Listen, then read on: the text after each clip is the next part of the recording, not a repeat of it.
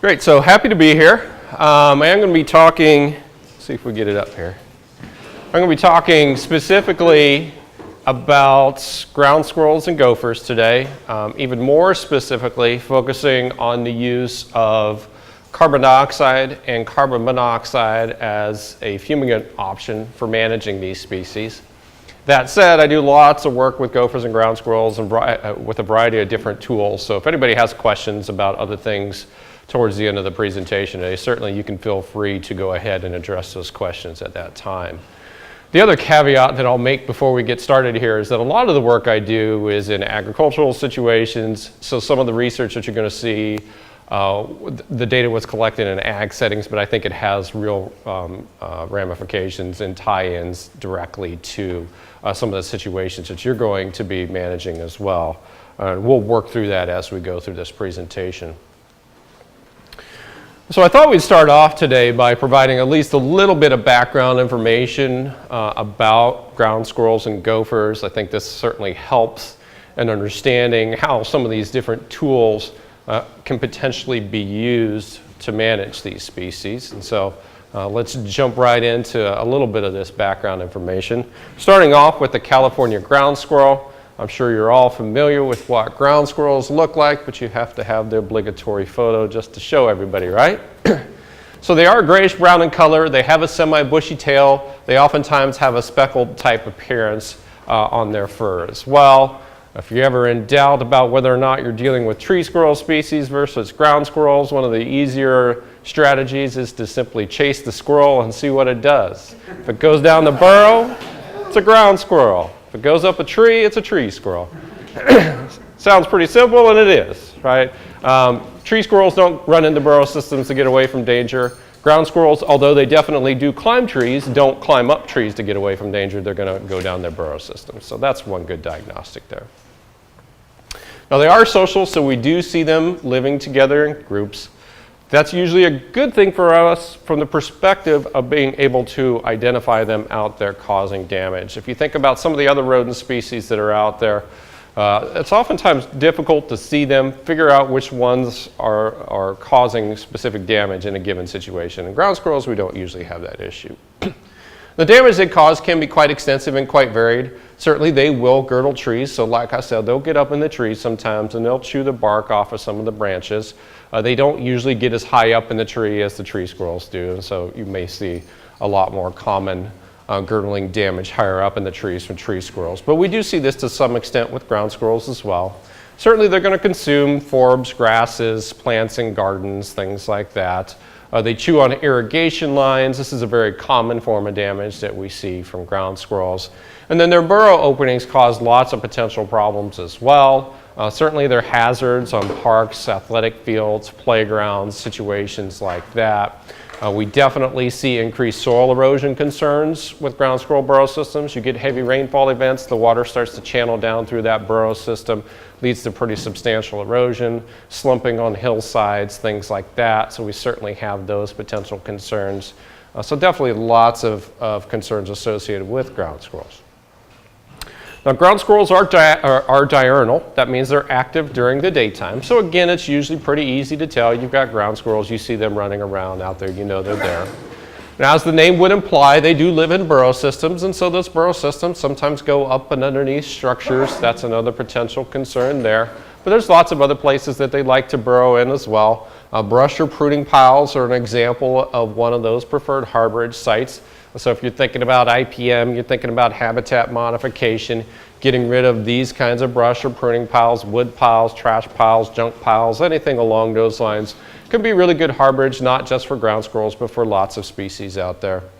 You also find them along field edges, fence rows, roadsides, some of those kinds of connecting type habitats out there. So these are some good areas to key in on when looking for ground squirrels moving into certain areas.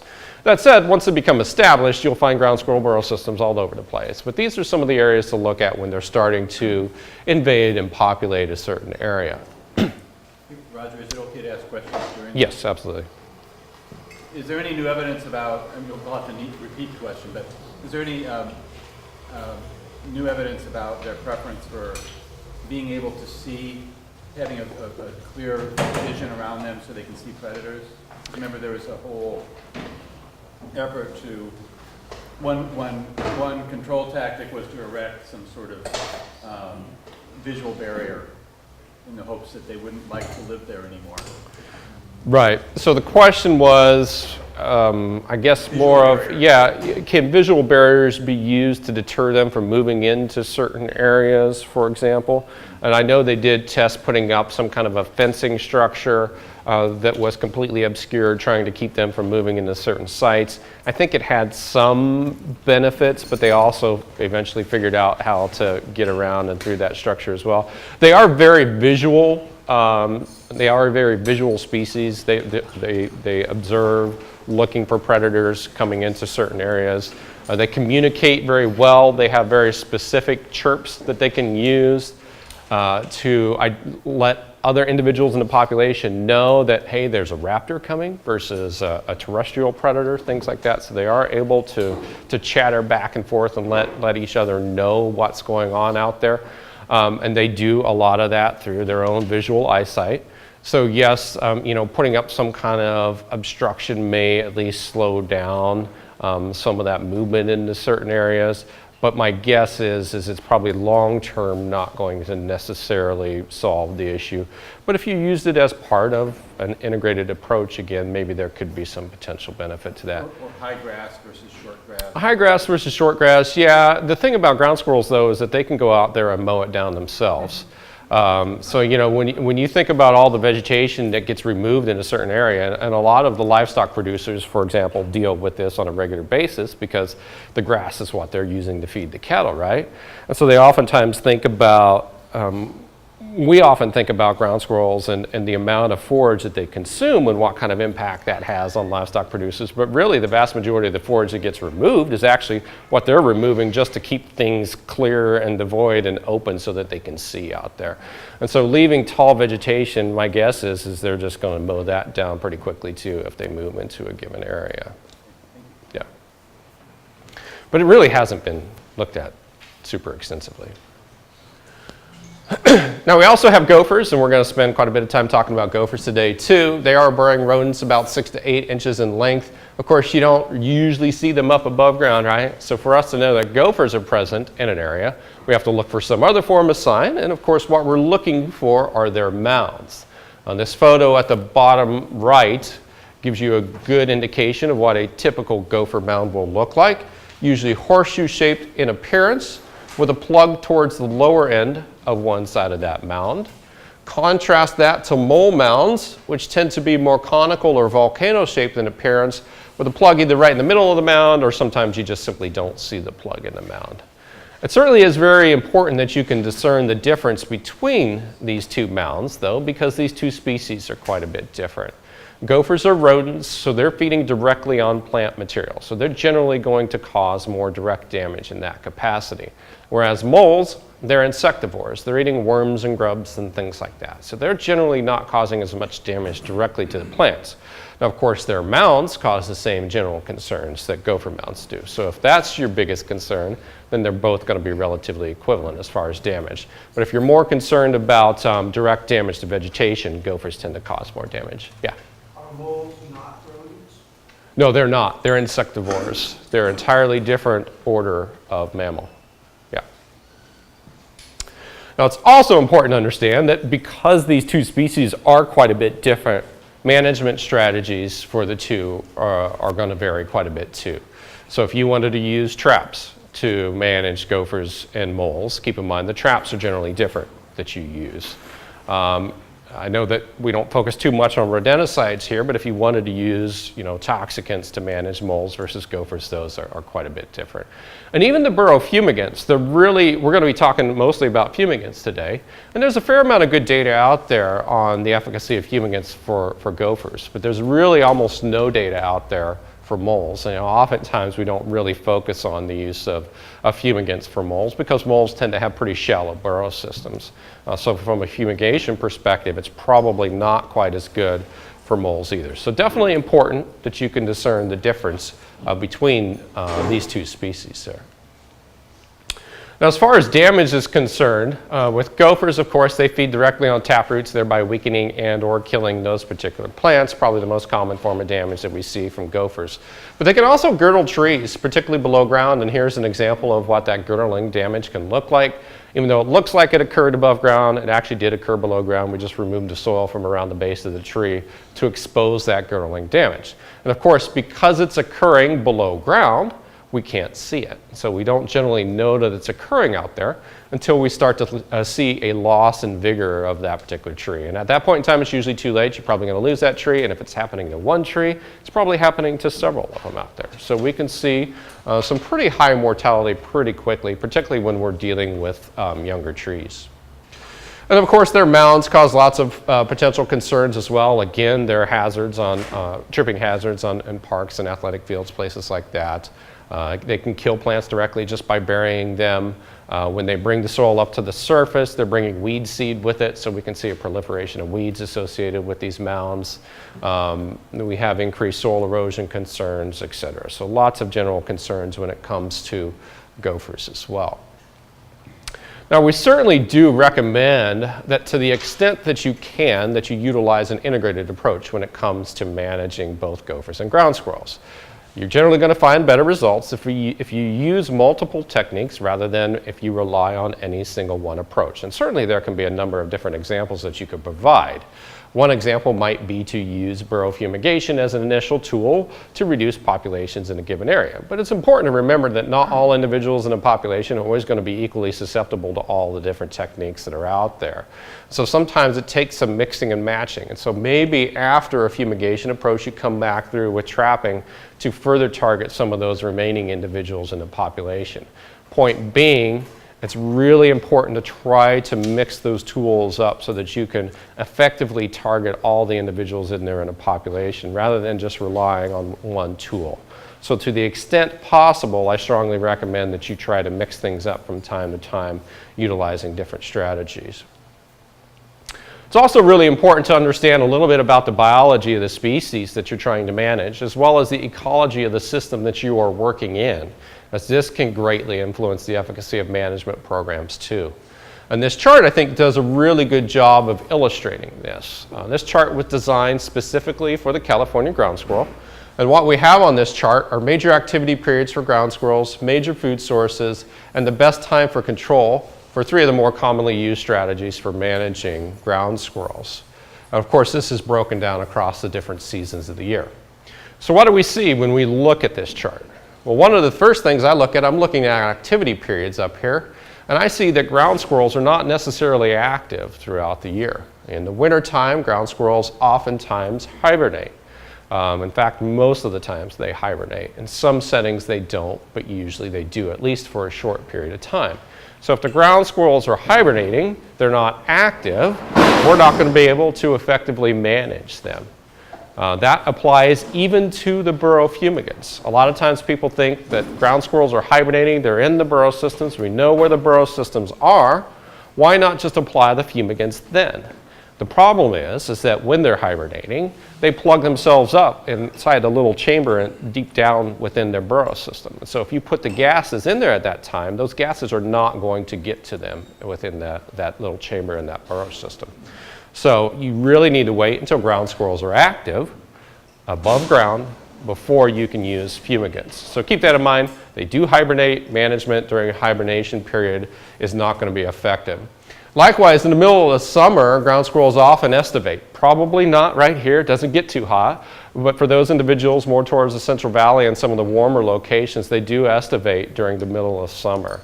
Estivation is basically another mini period of inactivity. It's basically so hot, there's not enough food out there for them to really stay up and above running around, so they just sleep it off. The juveniles will be active. You will still see some ground squirrels running around even during this estivation period.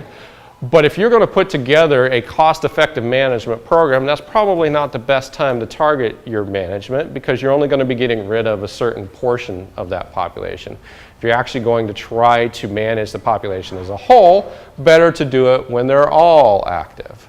So keep that in mind too.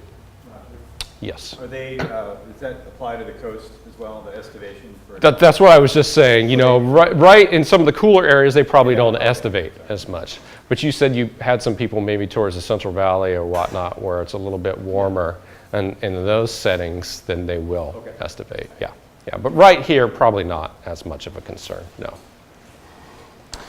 Now, it's also important to remember that the different techniques don't necessarily work the same throughout the year.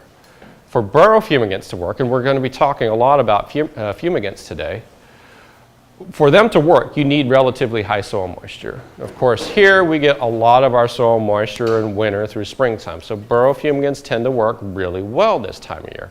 When you have high soil moisture, it closes off the pores in the soil, closes off a lot of the cracks, seals them up, and it holds those gases in at a really good rate. Once soils start to dry out, the fumigants don't work very well anymore. So if you're going to use fumigants, you need to focus them on areas and situations in which you have relatively high soil moisture. If you have higher soil moisture later in the year, they still work. It's not specific necessarily to a certain time of year. It's specific to when we generally have most of our soil moisture. So that's an important consideration to keep in mind. One of the nice things about trapping is that trapping can be effective year-round as long as ground squirrels are active. So trapping is always a great alternative approach to use for ground squirrel management to target some remaining individuals when you can't use Burrow fumigants. So these are just a few examples of how it's really important to know a little bit of information about the species that you're trying to manage, as well as the ecology of the system that you are working in, as these all do influence the efficacy of management programs. Now for gophers, it's probably a little bit less important because gophers are active year-round. They're not hibernating, they're not estivating, so you don't have to work around some of those issues. Certainly soil moisture is still a key component, so keep that in mind when you think about gopher management. But beyond that, there isn't necessarily any one time of the year that it's better to focus on gopher management than any other. It tends to be a little bit easier to focus on gopher management when we've had pretty good precipitation, when you have good soil moisture, because that lends to greater mounding activity. And then also, it makes it just easier to probe and find burrow systems to set traps, to utilize Burrow fumigants, etc. But as far as being able to manage gophers, you can manage them year-round. Now, certainly we do have a variety of tools that are available for use against both gophers and ground squirrels. Habitat modification, bait application, Burrow fumigation, and trapping are probably the tools most commonly used when it comes to gopher and ground squirrel management. Exclusion can be used on limited scales for gophers. So if you're thinking about wire baskets around the root systems of newly planted trees, that's good on a small scale. Large scale, it tends to be less practical. Raised flower beds, things like that, they're all effective at keeping gophers out, but they do have some limitations based on the area that you can cover. Ground squirrels, there really hasn't been much on exclusion that's been effective. There was the one study where they looked at putting up the physical barrier to keep them from being able to see across, and it did have some short-term benefits. But the problem is ground squirrels do climb really well, so they can oftentimes get around structures. They obviously dig very well, so they can dig underneath and around a lot of structures too. And they can dig pretty deep, several feet at least. There are some studies showing 6-7 feet deep or more in some settings. And so it's really difficult to try to exclude them from certain areas. So we oftentimes don't focus on exclusion for ground squirrels. Repellents and frightening devices, you know, there's lots of these things out there on the market, but to date there's really no studies that have ever shown any repellents overly effective for ground squirrels or gophers. Same thing for frightening devices, vibrating stakes and little windmills and things like that that you sometimes see. There's really no evidence to suggest that those are effective long-term either. And shooting, you know, shooting can be used for ground squirrel control, but of course there's many areas we can't use shooting. So it's not going to be a very practical tool, I think, for your settings here. So with that kind of brief overview, we're going to spend, yeah, go ahead. Sorry, I'm asking all the questions, but for the gopher baskets and Yeah. the barriers against gophers, Yeah. Will they just come to the surface and cross over it if they, I mean, is there evidence Yes. that they will do that? Yes, there is. So you have to have them extend above ground if you're going to expect long-term applicability Do you know how with far this. up? Gophers don't climb really well, but they can climb a little bit. So I'd like to see at least 1 foot extending above ground, and potentially even a little bit more than that, although, you know, then it becomes a little bit less practical for use. So 12 inches is usually pretty good.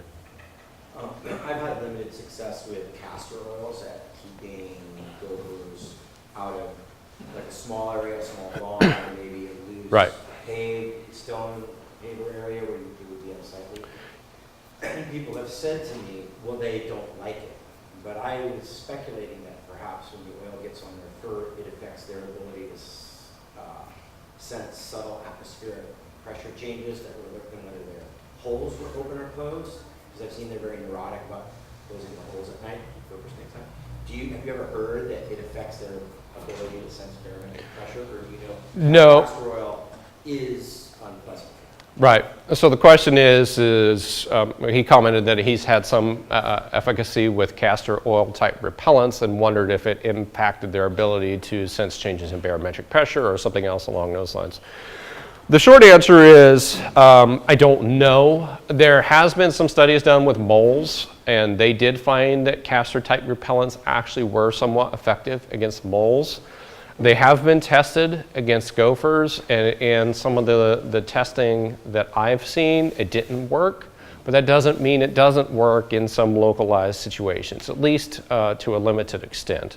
So you may see some benefits. Whether or not that impacts their ability to sense things, or whether or not it's some kind of a skin irritant or something along those lines, I've never seen anybody look at that issue. So I really don't have any kind of a response on that.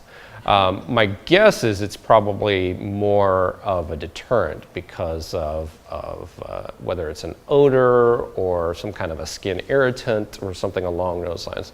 But that's just a guess. I really don't know. The only study that I've ever seen that was able to prove any kind of potential impact on gophers was a capsaicin type repellent, and they really saturated the ground heavily with it.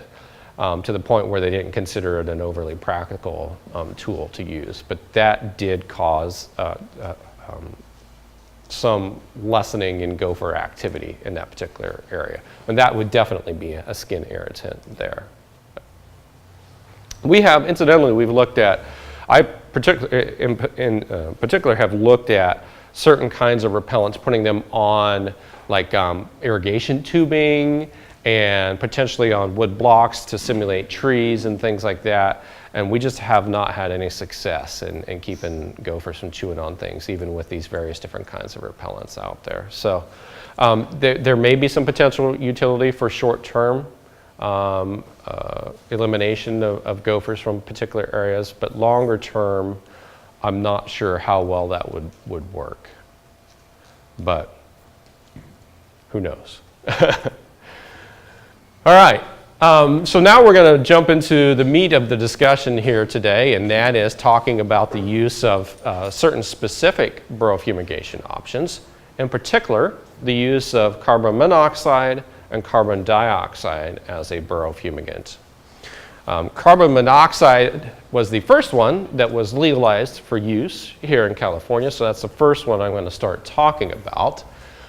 Historically, the use of pressurized exhaust or carbon monoxide actually was not legal for managing burrowing rodents in the state. It wasn't legal until 2012. Basically, Assembly Bill 634 was passed in 2011 that allowed it or legalized it for use against burrowing animals. It's been legal in all other states, basically, since the beginning of time, if you will. So there had been a few products out there on the market before this Assembly Bill was passed. And the one that was most readily available and the first one that was developed was this right here, and that's the PERC machine. PERC stands for Pressurized Exhaust Rodent Controller. It's basically a small engine, creates exhaust, pumps it through these coils to cool it off, and then stores it in a large compressor that basically compresses that exhaust, allows you to use a series of hoses and probes to inject that exhaust directly into the burrow system. I believe it's about 25 25,000 ppm, something along those lines. It's really high concentration. After that one came the Cheetah Rodent Control machine. It's essentially a glorified leaf blower, if you will. It creates exhaust, and you use this little tube to get the carbon monoxide or pressurized exhaust into the burrow system. Because of this specific design, it's mostly used just for ground squirrels. There's no great way of using it to get exhaust into gopher systems. If you go to the website, they tell you you can find the open gopher tunnel systems and use it to inject the exhaust into it. But we all know gophers keep closed burrow systems the vast majority of the time, so it's kind of a real hit or miss proposition for gophers. After that came the Gopher X. They recently changed the name to the Burrow RX, so you may know it under either of those names. The benefit of these two designs obviously is that they're more portable, so it's easier to carry around. They're certainly cheaper, $1,000 to $1,500 for these versus $6,000 to $16,000 for one of the PERC machines, depending upon what size unit you get. So there is definitely a cost. The other advantage to the Burrow RX is that it has an additive that you can add to the fuel, which creates smoke. So when you're putting the exhaust into the tunnel system, it's creating smoke. You see where the smoke is coming out, in other words, sites that might be connected to it, so you can go and plug those sites up as well. With these two devices, there is no smoking mechanism, so you're not quite sure what's connected to what. So that can be a real advantage there. And then more recently, I found out about this one here, and this one's called the CO jack. It's kind of, it's pretty similar to the PERC machine. It's a larger device. You'd have to pull it around. But the real benefit of the CO jack and the PERC machine, as you can see here, they have multiple hoses and probes. So this allows you to potentially treat multiple burrow systems at once. The PERC machine in particular comes up to a unit, the largest size is a unit that has 6 hoses and probes. So you could, in theory, be treating 6 burrow systems at once. So that is an advantage that would allow you to move through areas more rapidly. So you always have to consider that. Certainly the unit cost is more expensive, but you can save labor costs potentially by moving through areas more rapidly. Then there are, real recently, the use of carbon dioxide has been legalized. In particular, there's a device called the Eliminator, which is what this is right here. It was just approved for use within the last, I don't know, 2 or 3 months, I guess, maybe. They've been trying to get approval for many years, when they finally got EPA and DPR approval for it. This is a little bit different. You basically have to go out and buy a canister of carbon dioxide, and then it has a specific application device that you use for it to probe and inject the carbon dioxide into the burrow system. Is that an expensive option? So it's interesting. All you're really purchasing is the little probe type device and the regulator that goes with it, and it's like $1,000 for all of that. So yeah, it is kind of expensive. And then you have to get the tank of carbon dioxide, and of course the tank only lasts a certain period of time, and you have to go buy another tank. So it does have some limitations there. Presumably the cost for it, why it's so expensive, is that when you pump carbon dioxide out at a high rate, it tends to freeze up, and they have a specific regulator designed to not freeze up. So I guess that's where the cost is supposed to be at.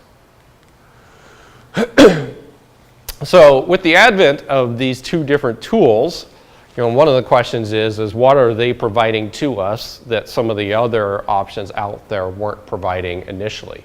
One of those is that these could potentially be safer for the applicator, particularly when you compare it to aluminum phosphide. Any of you who've used phostoxin or fumitoxin in the past know that you definitely have to be very careful with how you use it. There tends to be less risk associated with both the carbon monoxide and carbon dioxide approaches. With the PERC machine, if you go to their website, they actually did a study a number of years ago where they looked at above ground exposure of carbon monoxide to the applicators, and it was quite low. So certainly carbon monoxide is obviously toxic to humans, but based on this application design, there were no real perceived risks associated with it. Carbon dioxide should, in theory, of course, be even safer to use. And so that's one of the selling points of the eliminator.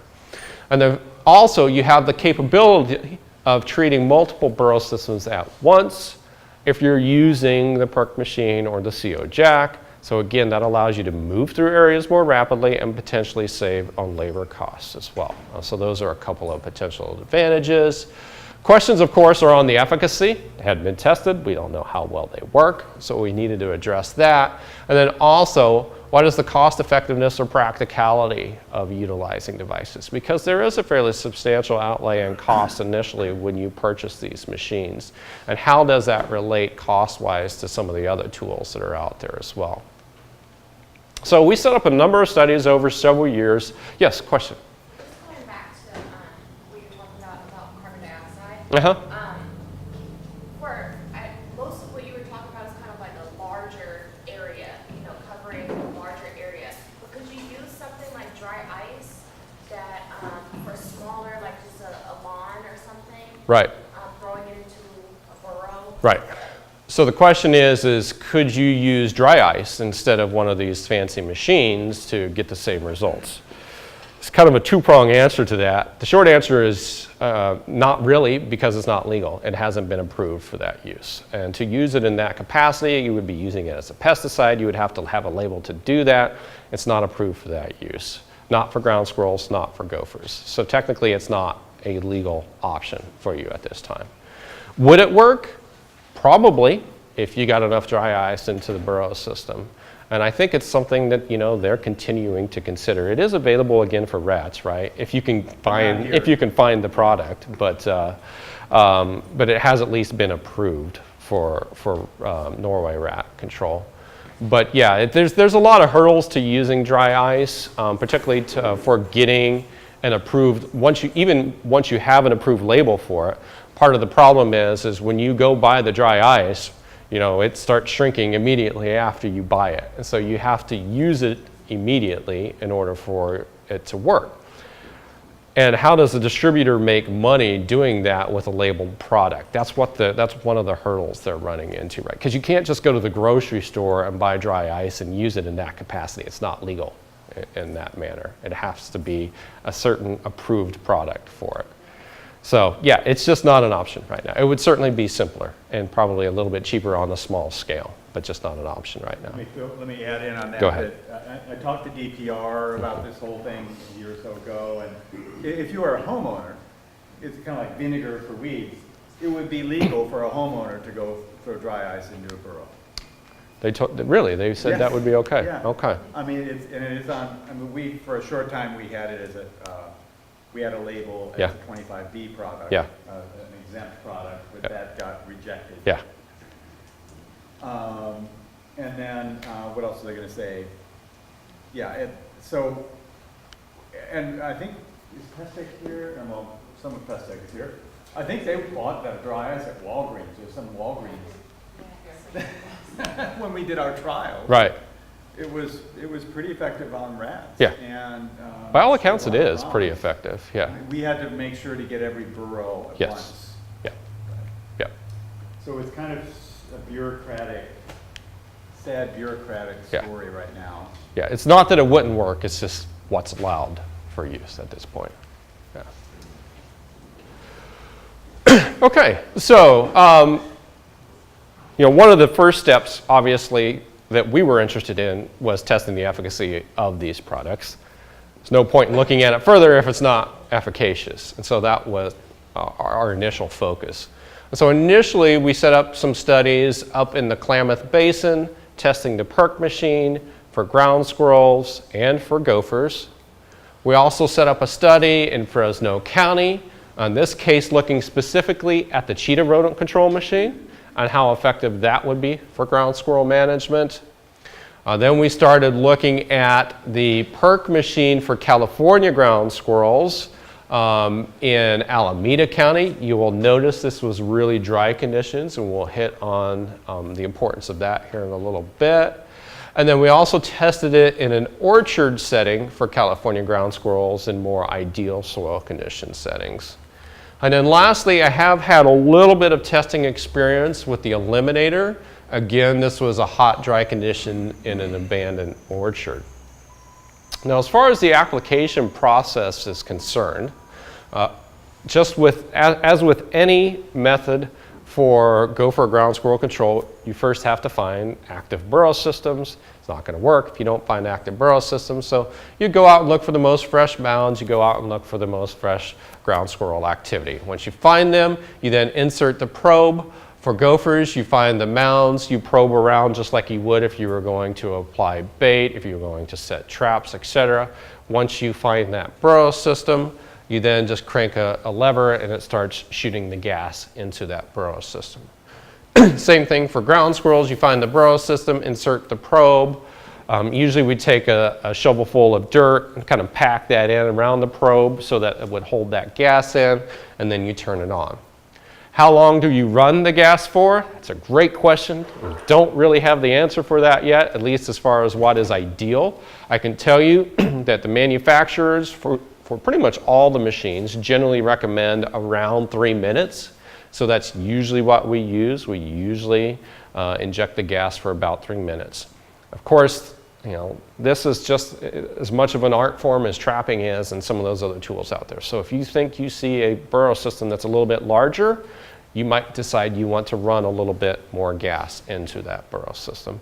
And in fact, in one of the study sites we used, we had a professional applicator who was doing all of the applications, and they had large burrow systems out there. They preferred to run the gas for closer to 6 or 7 minutes. And that was based on his general experience out there. So people do have different opinions on what's appropriate, how long you need to run it. I don't have the answer for you. I actually tried to get some funding to look at this, to try to narrow down how long we need to run it, but we didn't get it funded. Are there some negative effects for ecological effects from running it too long? Right. The question is, are there negative ecological effects for running too much gas in there? No, I don't know of anything that would be. It's carbon and oxygen, basically. So that there's, outside of potentially non-target species being in the burrow system, there really shouldn't be any negative impacts. And that wouldn't, running it for 3 minutes versus 6 minutes wouldn't have any more or less impact on the non-targets as it would for the ground squirrel or the gopher. So running it longer, I don't think probably has any real potential impact there. I know that the California levee system has been generally impacted heavily by the ground Yes, squirrel. absolutely. Has there been any studying? I mean, what do they do? They use a variety of different tools, and it varies from county to county, location to location. Some people still use rodenticides extensively. Some people prefer aluminum phosphide. Some are running these kind of pressurized exhaust machines. Some have went to mostly trying to use raptors, and so it varies. Some still use trapping heavily. So it really kind of depends on county restrictions and who's in charge of the applications and what they want to go through. So we see all kinds of different options used out there. Yeah. So yeah, duration variable, wish I had a better answer for you on that. All I would say is that most people use about 3 minutes. So that's probably a good starting point at least for you. And then when you're done, obviously for gophers, you're going to pull that probe out and you're just going to cover that opening up just so the gas holds within that burrow system. Same thing for ground squirrels, you're going to pull that out and plug up any kind of opening that might potentially be left there. So again, that you're sure to maintain that gas supply in there. With ground squirrels, also I always try to look at some of those adjacent openings. You can usually see if there's a little bit of air movement or something along those lines, and if there is, then I plug up those openings too. If ever in doubt, I just go ahead and reapply that next opening to try to maximize the likelihood that we got them. But again, that gets back to kind of, one of the benefits of that Burrow RX machine is it creates the smoke, so you do know what's connected to what, so that can be an advantage. Did you have a question? That was sort of my question. I wondered if you ever plugged them beforehand, just to keep it contained. If you knew that something was connected, then yeah, absolutely I would connect or plug those other openings. Yeah, shovel it in. And do you ever see ground squirrels running out of the other? Have I ever? Sure I'm not sure I ever have. Certainly not on any kind of consistent basis. They don't, no. So that doesn't seem to be an issue there. I was curious with, and this relates to the dry ice thing too, that if they would detect this, the hissing or whatever of the gas coming in and start blocking tunnels or running or Right. whatnot. Right. So one of the theories why it may not always work is that maybe they do detect that and they plug themselves up somewhere within there to where the gas doesn't get to them at a high enough rate. I think that's probably more likely for gophers than it is for ground squirrels, because it's real easy for a gopher to throw up a plug in their tunnel system in a matter of just a few seconds. Ground squirrels, that's a little bit harder to plug up, you know, that part of the tunnel system. And which is why I think we generally see better results for ground squirrels than for gophers for all fumigants, regardless of the fumigant type. But no, we don't really ever see them come screaming out of the tunnel system or anything like that. And one of the benefits potentially of, you know, these kind of pressurized exhaust systems is that you're putting in really high ppm immediately. Whereas with dry ice, with aluminum phosphide, it takes time for that gas to build up, and so they have time to decide, do they want to leave, do they want to throw up a block in the tunnel system, etc. With these kind of devices, you're hitting them with high concentrations immediately, and so in theory, the animal will pass out and then succumb to the product within a matter of a few minutes after application. So, how efficacious were these products based on the studies that we looked at? For gophers, I would classify it as moderately effective. We averaged about 60 to 65% removal rates. Contrast that with some other tools out there. Trapping, we oftentimes see 90+% removal. Aluminum phosphide, we regularly see 90+ removal. Even if we were using strychnine baiting, we usually get better results with strychnine baiting. So it wasn't the magical panacea out there when it came to gopher control, but it wasn't horrible either. It was decent control. And consider that we can treat multiple burrow systems at once. There's an advantage to that, and I'll show some data on that here in a few slides. And also keep in mind that particularly for you all, there are a lot of these tools you can't use on a consistent basis. So having a tool that's at least moderately effective that you can use is better than not having anything at all. So there's some benefit there. How many treatments? These are 2 treatments through a particular field, generally speaking. Yeah. The first one might have only been one. This wasn't my study. It might have just been a single application. But for the studies I was involved with, there were 2 applications. Yeah. So we also looked at it for Belding's ground squirrel, which is a different ground squirrel species found in the northeastern part of the state. It worked better for Belding's. We had 76% removal rates. Anything above 70% we consider to be a pretty good tool. And we were definitely above that. And this was with one of the original machine type devices. They've made a lot of advancements since then. So my guess is that it probably works a lot better for Belding's now than it did in that study. I based that guess in part on some of our work for California ground squirrels, where when we were dealing with ideal soil conditions, we had 100% efficacy with the PERC machine for ground squirrels. So it worked really well in that setting. We looked at it, if you think back to those dry conditions I was talking about, we actually had 66% efficacy in those dry conditions. Fumigants aren't supposed to work when you have dry soil conditions, yet this was still working fairly well. I was really surprised pleasantly how well it was working in those dry conditions. I was curious, the reason we did it in those conditions is because I thought it might work better in dry conditions because it's pressurized. You're putting tons of this gas into the burrow system in a very short period of time. So it doesn't have as much time to leach out through the soil. And I think that's probably what was happening. So even in dry conditions, it's not ideal, but it worked okay in dry conditions. Has researchers determined the percentage of the population that is killed by a particular treatment? Sure. And the percentage that still remains alive after the treatment? Sure. So what we can do, what we generally do, is we use monitoring tools to assess relative efficacy. So for ground squirrels, what we do, they're ground squirrel counts. We set up monitoring plots. It's about a 1 acre plot. We go out there before treatment. We count squirrels. We count them 10 times a day, usually 5 in the morning, 5 in the afternoon, separated by 5 minutes in between each count. We do that for 3 days. So we have 30 counts of squirrels, basically. And we take the maximum amount that we have. That's our before treatment number. Then we go ahead, we do the treatments, and we come back after, several days after, and we repeat that whole process again for 3 days. We take that maximum number left after the treatments, and then we do a before and after comparison to come up with overall efficacy. So it's an index, a relative index of overall efficacy. Visual observation, they're not photographic essays? This is not photographic. Nope, this is visual observation. For other species, we do use cameras for photographic evidence in some cases. Some studies, I've got one going on right now, we go out and actually physically radio collar individuals.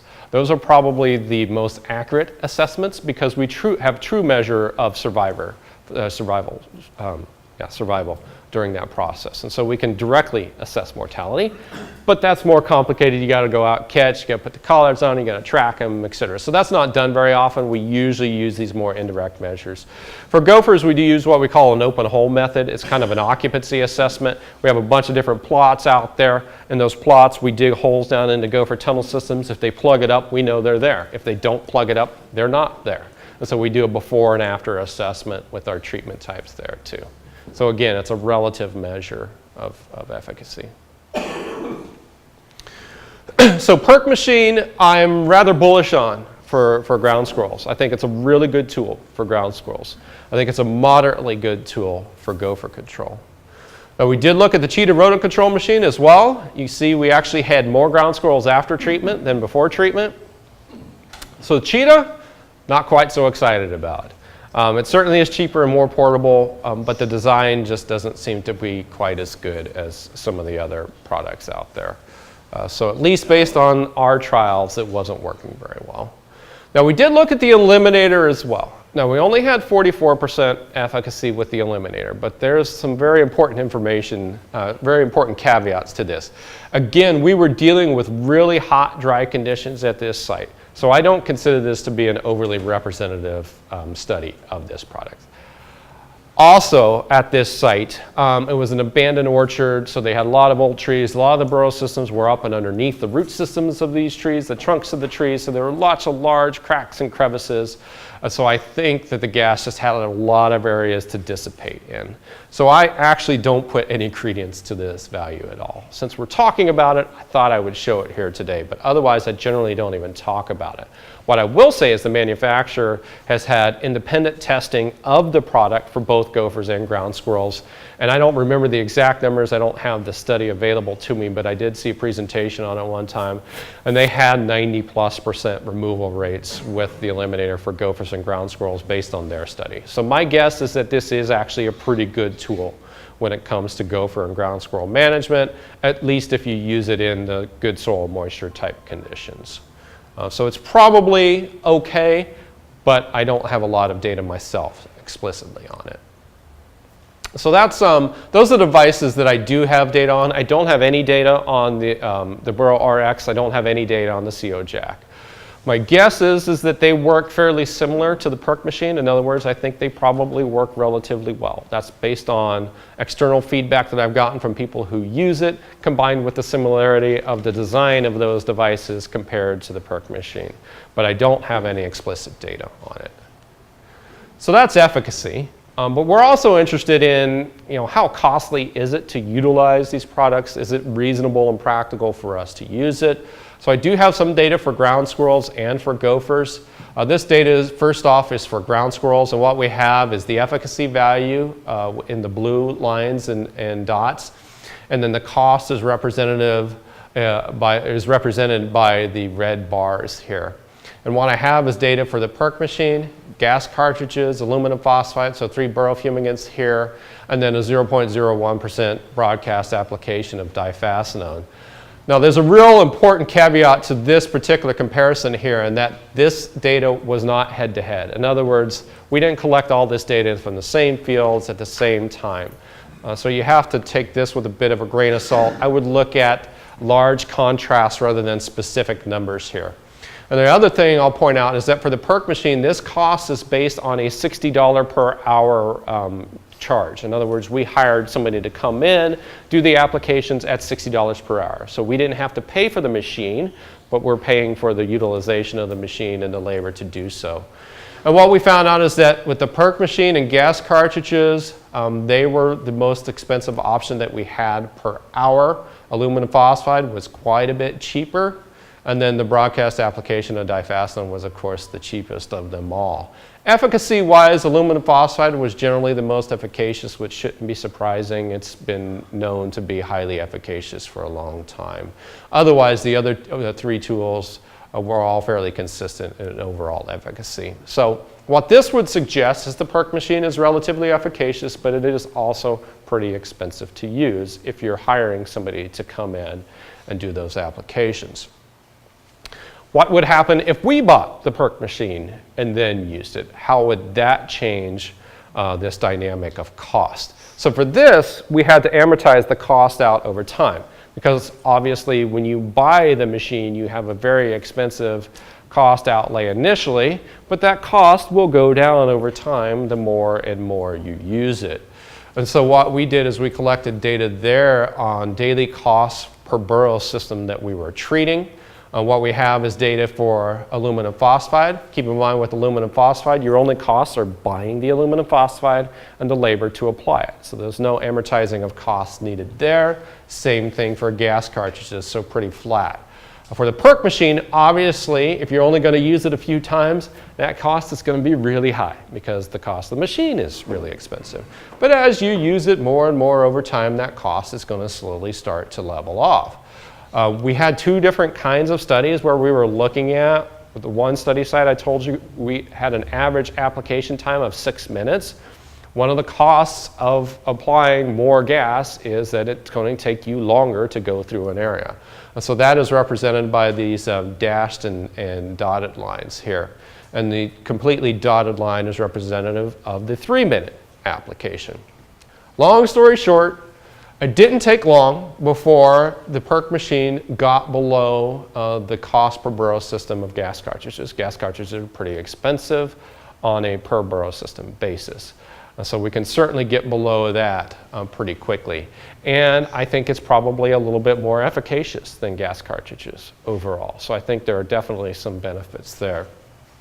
If we look at it for aluminum phosphide, if we were doing 3-minute applications, eventually we got below that cost level, but you had to use it for about 700 days or so, so it takes a long time. Now in theory, these machines should last for a number of years, so you can use them an extensive period of time, eventually getting that cost down below the aluminum phosphide cost. The 6-minute applications actually never did get below.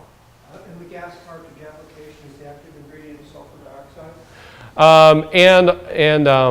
It's some kind of a carbon, I forget, carbon something or another. Basically, the primary gas that kills the ground squirrel is carbon dioxide. It's not the sulfur in it. A lot of them do have sulfur in them, though. Yeah, but there are different gas cartridges, and they have different compositions. So some of them are more heavy on the sulfur side. Some of them are more heavy on the charcoal and carbon, thus carbon monoxide side of it. Marketed for residential horticultural applications tend to have a lot of sulfur. Yeah, if you're talking about like the giant destroyer and there's another Gopher bomb or something like that. Yeah, Gopher getter. Yeah, which incidentally they don't work well for gophers, so that's always comical. Anyways, so you can see that there is definitely a cost. It takes a while, but if you're somebody who's going to use it a lot, eventually it can get to that area where it's probably fairly comparable to some of the other options, but it takes a long time. Now we also have data for gophers as well, and then this data is a direct head-to-head comparison, so I would place more weight on the exact relationship between the data collected here. So first off, I wanted to show overall efficacy that we saw from this head-to-head comparison. You can ignore the blue bar for today. That just represents 3 trapping sessions. It's part of a different discussion there. In particular, look at the efficacy for the red bars. That's for trapping and aluminum phosphide. There was no statistical difference in efficacy between these two approaches. They both were highly efficacious. The PERC machine, you can see, was a little bit lower. I think the overall efficacy in this study was about 56%. So not as good, but still some level of efficacy. And keep in mind, we can treat multiple burrow systems at once. And that gets into this data here. So what we wanted to do in this particular case is relate the cost on a per gopher removed basis.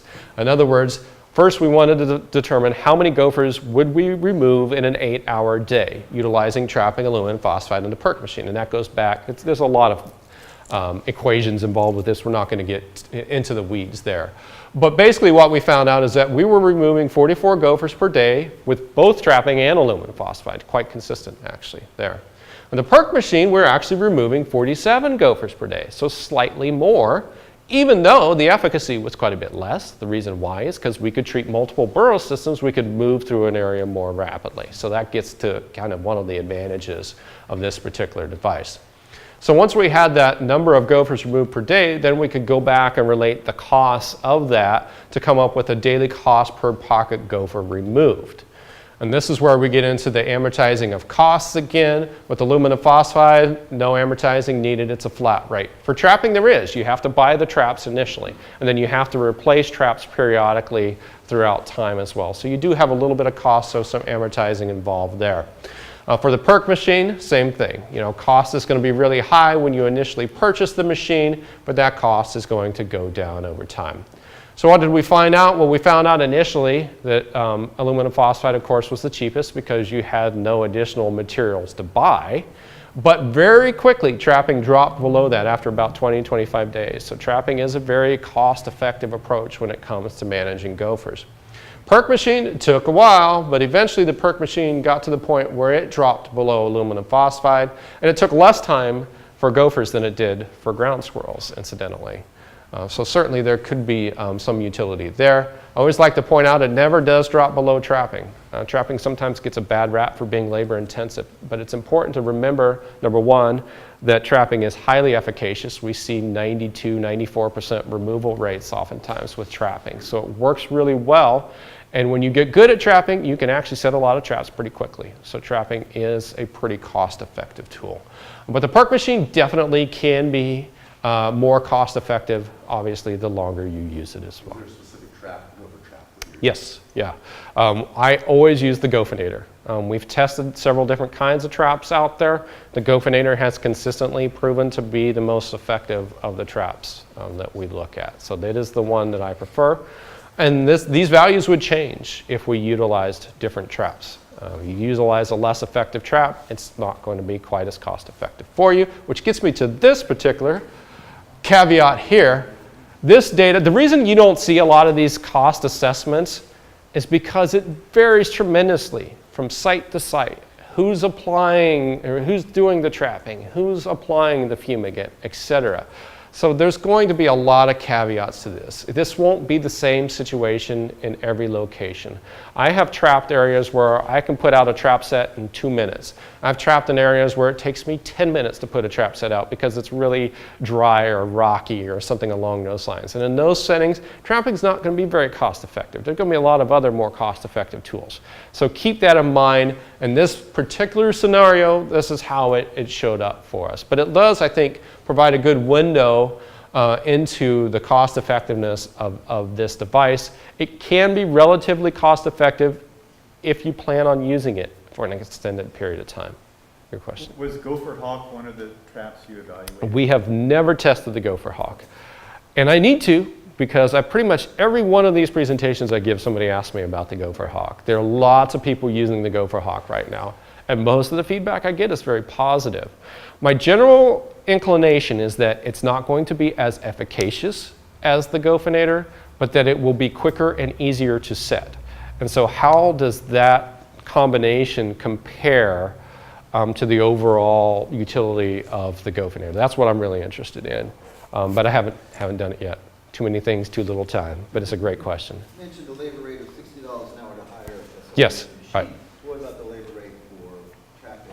Yeah, well, I forget what value we used. It was $10 or $12 an hour or something along those lines. Is it similar to the application of the aluminum phosphide? Or Yeah, we use the same per hour rate for all the different, strategies there. How are you finding your kills in the non-mechanical methods? Right, so in that case, we had to go back, that's where we had to use equations to calculate it, because we don't know exactly what that number was. What we did is we more or less used our overall efficacy rate. What we did do is count the number of applications we had per day. So we took that efficacy, related that to the number of burrow systems we treated to come up with an overall number of gophers that we likely removed per day. But we don't have an exact number of that, no.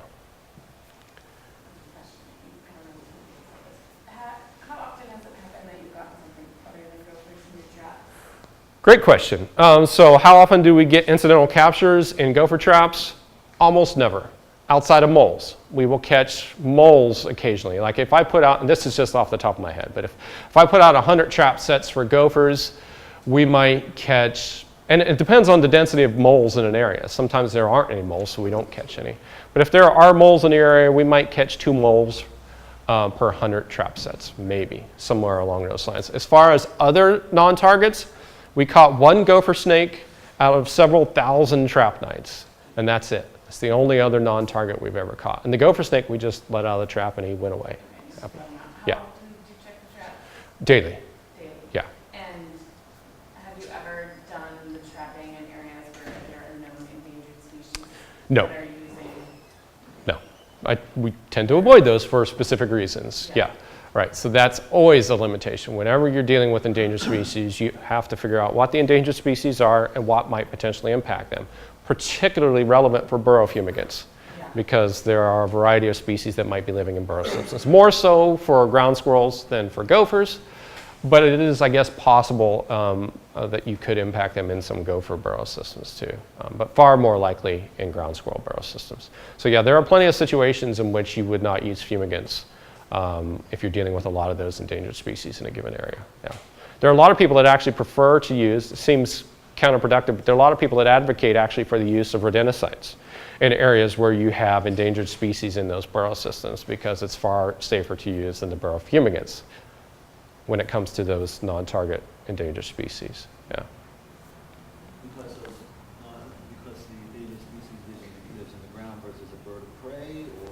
Right, so the endangered species, if we're talking about blunt-nosed leopard lizards, red-legged frogs, California tiger salamanders, things like that, they're not going to be feeding on the bait, and they're not going to be feeding on dead ground squirrels, so they're not going to come into contact with that product. But if you're putting the fumigant into a burrow system where they're there, then it's going to kill them just as quickly as it would a ground squirrel or whatnot. Yeah. And what kind of trap was it where the gopher snake was caught? Do you remember? It was either a Maccabee or a Gophinator. Okay. I think, It I wasn't want to say it was a Maccabee, but I'm not. It It was, wasn't a live trap. No. You said it just crawled away. yeah. But- Well, he was caught in the trap. We went up there. We saw, Yeah. uh-oh, gopher snake. And we let him out, and he just Yeah. away he went. Yeah, he didn't seem hurt in the least. So, yeah. I'm not saying it would always be that way, but Right. in this case, yeah, he was completely healthy. Now, the only other study I've ever seen about looking at non-target capture rates was more in, gosh, where was it? Washington, maybe? And they had chipmunks around, and so they did, I think they related on 1,000 trap night effort, and they had about 3 or 4 chipmunks that they might catch per 1,000 trap nights. So again, very low, but it's possible. yeah. Yeah. For us, we have San Francisco garter snake. Okay. Even catching it in a trap. Yeah. does take- Yeah.